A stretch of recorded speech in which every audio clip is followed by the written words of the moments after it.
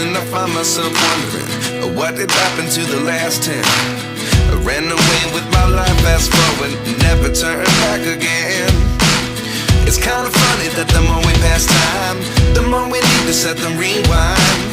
And 19 was the year I had to leave you, but now I'm seeing all the signs. Is this really happening? I can't believe it's true. I'm just as surprised as you. Is this really happening? I can't be too sure, but one day I'll be yours again.